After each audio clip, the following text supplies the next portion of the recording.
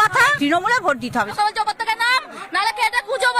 এভাবে চলতে পারে না। 100টা ক্যামেরায় সাজোয়া গাড়ি দেখলাম, ইলেকশন কমিশন বলে দিল দারুণ ভাবে ভোট হচ্ছে।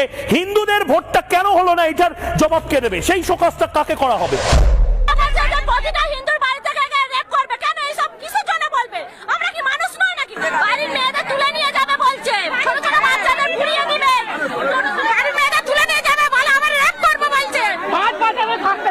সবাই আমাদের বলেছে, বারবার চাপ দিয়েছে।